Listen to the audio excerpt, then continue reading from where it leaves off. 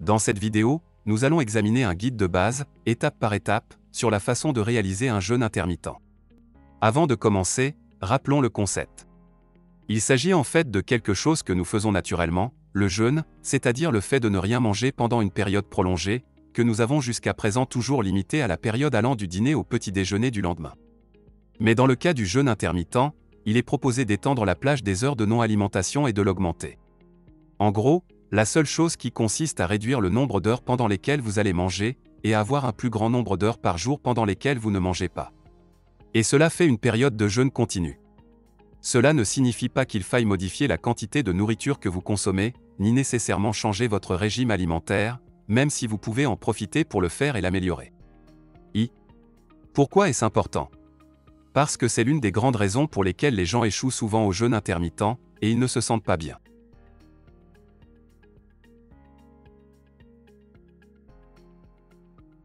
Mais oui, pour résumer, il s'agit d'une période de plusieurs heures dans une journée pendant laquelle vous ne mangez rien. Voyons maintenant combien d'heures de jeûne vous faites, et quels bénéfices vous en tirez. Tout d'abord, vous commencez à compter à l'heure zéro. Qu'est-ce que l'heure zéro? L'heure à laquelle vous avez pris votre dernier repas. Par exemple, si votre dernier repas était à midi, ce sera votre heure zéro. En particulier, en faisant un jeûne intermittent, normalement après un repas, en fonction de sa richesse en sucre, on a une augmentation de la glycémie dans notre corps, c'est logique, car on extrait les sucres de la nourriture que l'on vient de manger. Et vous allez les utiliser comme énergie, ou si vous ne les utilisez pas, vous allez les accumuler sous forme de graisse. Après ce processus, qui en général, en fonction de l'aliment, prend entre 2 et 4 heures, vous allez réduire votre taux de glycémie et abaisser votre taux de sucre dans le sang. En général, cela active des hormones appelées hormones hyperglycémiques. Hyper parce qu'il augmente votre taux de sucre dans le sang, et glycémie parce qu'il augmente votre taux de sucre dans le sang. Ces hormones utilisent vos réserves, elles n'utilisent pas les aliments que vous avez mangés, elles utilisent vos réserves générales d'une substance appelée glycogène. Cette substance est stockée dans votre foie sous forme de sucre, prêt à être rapidement utilisé comme énergie. Donc, à partir de ces 4 heures, je commence à avoir recours à des réserves de glycogène qui ne durent pas éternellement. Ils dureront un certain nombre d'heures, ce qui est important. Pourquoi est-ce important? Parce qu'après 8 heures de jeûne, vous commencez à augmenter les hormones qui sont dédiées à l'utilisation de vos réserves, et à accélérer le métabolisme d'un grand nombre de vos tissus. C'est un élément clé car, en général, la grande majorité d'entre nous souhaite augmenter la vitesse de son métabolisme. Ainsi, à 8 heures de jeûne, je commence à augmenter mes valeurs de testostérone et d'hormones de croissance, qui sont deux hormones qui accélèrent votre métabolisme et renouvellent les tissus. Par conséquent, si vous êtes confronté à un faible taux de testostérone, ou si vous souhaitez augmenter votre espérance de vie, l'augmentation de ces deux hormones vous sera naturellement très favorable. Normalement, après cette augmentation d'hormones, vous commencerez à accélérer votre métabolisme et à utiliser vos réserves plus rapidement. Cela signifie que vos réserves de glycogène, ces réserves de sucre qui vous empêchaient de perdre du poids auparavant, vont commencer à s'épuiser plus rapidement. En général, il s'agit d'une valeur moyenne, qui survient après 12 heures de jeûne. Cela signifie que si vous avez cessé de manger à midi, à minuit, vos réserves de glucides, c'est-à-dire de sucre, que vous utilisez comme source d'énergie, ont disparu. Mais qu'allez-vous utiliser lorsque vous n'aurez plus de glucides? La réponse est la graisse. C'est très important. Pourquoi est-ce important? Parce que pouvoir accéder aux graisses que j'ai, mais en tant qu'énergie, est essentiel. Non seulement pour perdre du poids, où il sera évidemment important de l'utiliser, mais aussi pour corriger les niveaux de triglycérides, les niveaux de cholestérol, etc. Et aussi, en utilisant une source d'énergie beaucoup plus stable que les glucides, car les niveaux d'énergie tout au long de la journée, si j'utilise les graisses comme source d'énergie, sont beaucoup plus stables. Pour toutes les personnes, ce processus commence à 12 heures. Mais que se passe-t-il si je fais ça et que je ne parviens pas à perdre du poids? Eh bien, tu vas devoir chercher ce qui ne va pas avec ton jeûne. Par exemple, vous pouvez faire de l'exercice avant la fin du jeûne, ce qui peut vous amener à commencer à brûler des graisses plus tôt. Il se peut aussi que votre métabolisme et vos hormones soient différents et que vous deviez consulter un médecin. Il est toutefois important de considérer qu'avec le poids, et surtout si vous pratiquez le jeûne intermittent pour perdre du poids, il est important de garder à l'esprit les éléments suivants. Si vous pratiquez le jeûne intermittent et que vous avez perdu X poids, vous avez encore beaucoup de poids à perdre et vous êtes bloqué à un certain niveau, ce qui signifie que la raison pour laquelle vous maintenez ce poids et ne perdez pas plus est que vous avez une certaine limitation hormonale. Dans ce cas, il est important que vous fassiez une analyse et que vous voyez s'il s'agit d'un problème avec l'une des 4 ou 5 options hormonales. La thyroïde, qui repose sur la quantité d'insuline, qui doit être résolue par le jeûne intermittent.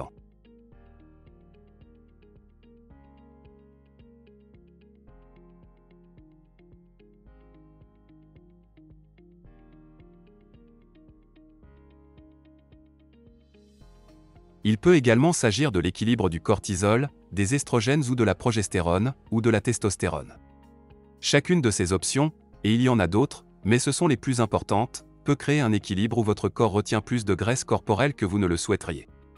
Il est important de comprendre cela au niveau du poids, car si vous ne corrigez pas ces déséquilibres métaboliques, vous allez toujours vous battre en amont, et il vous en coûtera beaucoup plus qu'à quelqu'un d'autre pour perdre du poids. C'est pourquoi il y a des personnes pour qui le jeûne intermittent fonctionne de manière spectaculaire pour perdre du poids, et d'autres pour qui il fonctionne au début puis cesse de fonctionner. À 16 heures, la chose la plus importante se produit. À 16 heures, le processus d'autophagie a lieu. Vous pouvez vous demander ce qu'est l'autophagie. Eh bien, l'autophagie, qui signifie littéralement « se manger soi-même » en grec, est un mécanisme cellulaire d'élimination sélective des composants cytoplasmiques endommagés. Ainsi, l'autophagie est le mécanisme par lequel les cellules du corps humain recyclent leurs propres composants. Dans ce mécanisme, vous voyez comment le corps humain a la capacité de recycler les protéines inutilisables, un processus qui est stimulé par la pratique du jeûne. C'est-à-dire que vous commencez à détruire les anciennes protéines et à utiliser ces acides aminés, ces briques qui construisent la protéine, pour construire d'autres protéines. Ce processus est la clé du renouvellement de vos tissus. En d'autres termes, il serait la clé du rajeunissement cellulaire. On pourrait donc penser qu'il prolonge la vie, ou du moins qu'il ralentit le processus de détérioration de l'organisme. Dans la grande majorité des cas, nos cellules sont constituées de protéines et de graisses. Le renouvellement des protéines et l'utilisation des graisses comme source d'énergie sont donc la clé du renouvellement de vos tissus. Lorsque nous vieillissons, parce que ces tissus ne sont pas renouvelés, nous commençons à accumuler des cellules qui ne fonctionnent pas correctement, que l'on appelle des cellules sénescentes. Qu'est-ce qu'une cellule sénescente? Ou plutôt, qu'est-ce que la sénescence? C'est un processus de vieillissement. En biologie, la sénescence désigne le vieillissement des cellules jusqu'à ce qu'elles cessent de se diviser, mais ne meurent pas. Au fil du temps, un grand nombre de cellules âgées, ou sénescentes, s'accumulent dans les tissus de l'organisme. Ces cellules restent actives et libèrent des substances nocives qui provoquent une inflammation et endommagent les cellules voisines. La sénescence joue un rôle dans la formation du cancer et d'autres maladies. On pourrait donc dire que la pratique du jeûne intermittent pourrait être une méthode pour éviter ces maladies. C'est la clé pour augmenter notre espérance de vie. Car si nous pouvons réduire le nombre de cellules sénescentes en les renouvelant plus rapidement, nous ralentirions le vieillissement cellulaire. Nous mourrions de toute façon, mais nous mourrions sans ce déclin fonctionnel qui se produit au cours du processus de vieillissement. Mais il est possible de jeûner pendant plus de 16 heures. Lorsque les 20 heures de jeûne intermittent sont terminées, la production de cellules souches commence. Il s'agirait d'un jeûne prolongé, qu'il n'est pas non plus conseillé de faire tous les jours, vous devez toujours garder à l'esprit l'importance de consulter votre médecin. Nous connaissons déjà tous les avantages du jeûne intermittent, mais il nous manque une question importante. Comment dois-je m'y prendre? Comment puis-je commencer à le faire? Eh bien, tout d'abord, il existe plusieurs styles de jeûne. Dans cette vidéo, nous allons examiner les 3 qui, à notre avis, sont les plus bénéfiques ou les plus faciles à réaliser. On pourrait parler de 3 niveaux de jeûne intermittent. Le premier niveau est le niveau de base. Nous pourrions dire qu'il s'agit d'un reflet du jeûne intermittent, d'une imitation, car il ne s'agirait pas d'un jeûne en soi. Il est basé sur une consommation très faible de calories, c'est-à-dire généralement moins de 500 calories dans ma consommation. En gros, ce que vous devez faire dans cette situation, c'est manger moins de 500 calories pendant les heures de jeûne, puis manger le reste pendant les heures de repas, et cela vous procure la grande majorité des avantages du jeûne intermittent, sans tenir compte de l'autophagie. L'autophagie, sans doute, est le plus important des avantages que procure le jeûne intermittent.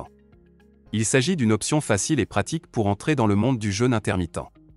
La deuxième option est le jeûne intermittent qui, bien qu'il ne soit pas aussi parfait, s'apparente davantage au jeûne intermittent lui-même. Il est principalement destiné à faire baisser le taux d'insuline.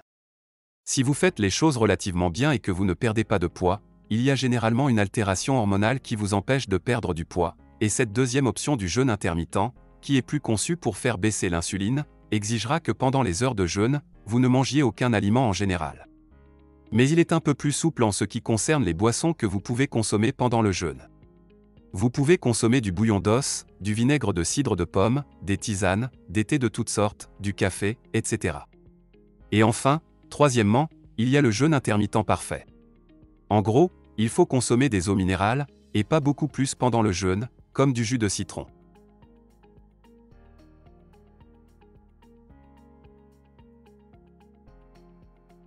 Si vous pensez à faire le jeûne parfait, pensez à boire de l'eau, à prendre tous les minéraux que vous voulez. En attendant, du magnésium, du potassium, des gouttes de minéraux dans l'eau, etc., pour être bien hydraté, mais pas beaucoup plus que cela, en fonction de vos possibilités. Ces 3 types de jeûne sont des options que vous pouvez utiliser pour entrer dans ce monde.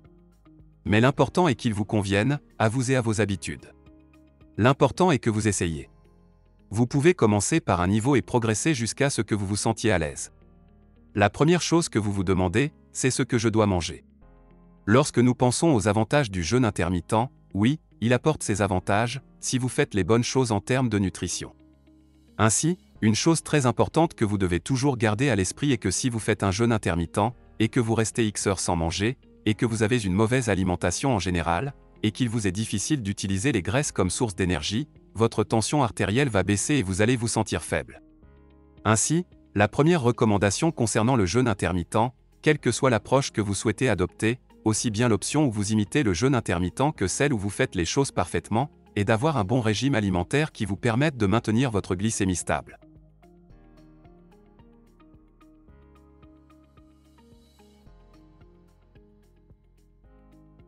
Un bon régime, pour maintenir la glycémie, serait un régime qui évite les aliments tels que les céréales sous toutes leurs formes, qu'il s'agisse de farine, de pâtes, de produits de boulangerie, etc.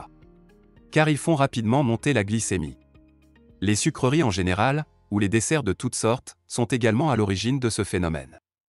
Parce qu'ils sont généralement riches en fructose ou riches en glucose, les deux faisant rapidement monter la glycémie, et aussi parce que des aliments comme certains fruits ou tubercules font monter rapidement la glycémie.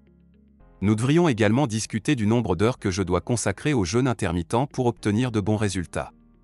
Cela dépend absolument de votre corps et de votre métabolisme. Il y a beaucoup de gens qui se débrouillent très bien avec un seul repas par jour, et d'autres qui veulent se mettre soudainement à faire un repas par jour, mais qui ont suivi un très mauvais régime toute leur vie.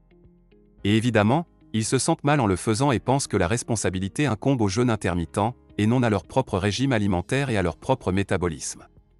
La recommandation, comme nous l'avons vu précédemment, est toujours la même, essayez la méthode qui vous convient le mieux, consultez votre médecin et essayez-la avec votre corps.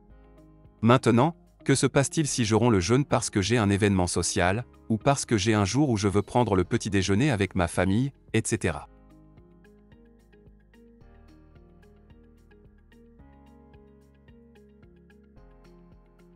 Absolument rien. Le jeûne intermittent ne vous oblige pas à le pratiquer tous les jours. Cependant, si vous voulez le changer, si vous voulez déplacer votre emploi du temps, cela n'a pas d'importance et il est important que vous puissiez le maintenir, donc planifiez-le en fonction de ce que vous pouvez maintenir dans votre vie quotidienne.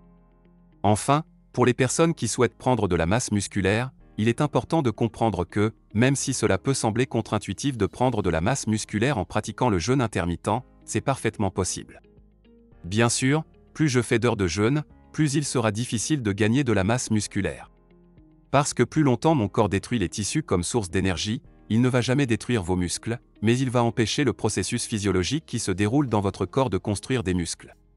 J'espère que cette vidéo vous aidera à entrer dans le monde du jeûne intermittent, et que vous pourrez l'adapter à votre vie, comme cela vous convient le mieux.